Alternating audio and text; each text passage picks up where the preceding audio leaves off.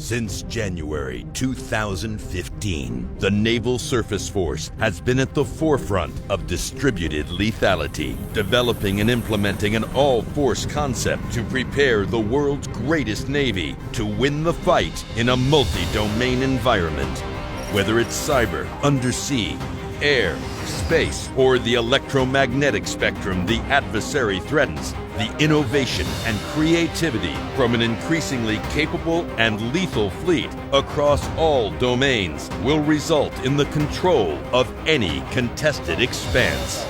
The flexibility and mobility of the DL concept, seen in both tactics and operations, will increase the effectiveness of assets while overwhelming an adversary's resources to the point where decisive actions devolve into reactive defense.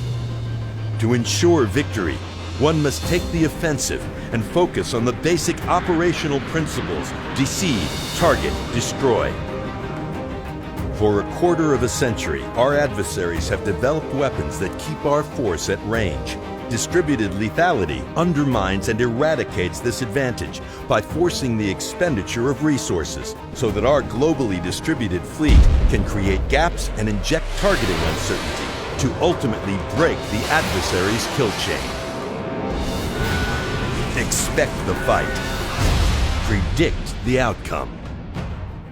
The return to sea control calls on every operator and tactician to tap into our most basic instincts as warfighters. From here on out, every shipboard evolution is an opportunity to practice and master the basic principles of distributed lethality. Through the emphasis of tactics, talent, tools, and training, which enables any ship or force package to become a critical hub in a networked maritime environment, operational commanders and national leadership now have options up and down the ladder of escalation.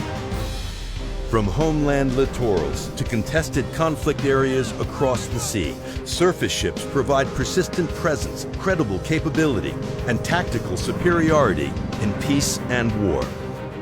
The creation of the first PAC-SAG in 2016, comprised of 3 DDGs, actualized the organizing concept of DL and has laid the groundwork for the deployment of an even more robust adaptive force package in the year 2018 that will include an upgunned ESG and the first operational deployment of the Joint Strike Fighter.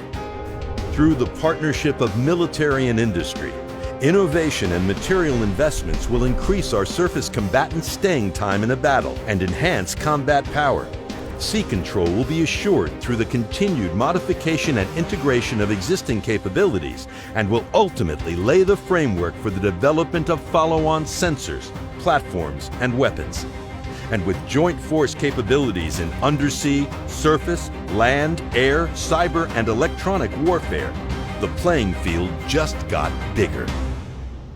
Regardless of the circumstance, increased lethality distributed throughout the globe will give the warfighter the tactical advantage needed to make themselves harder to find and harder to kill.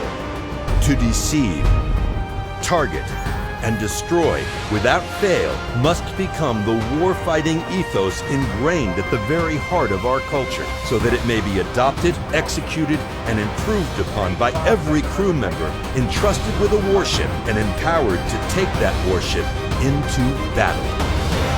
The threat is real. The time is now. The future of warfighting is up to us.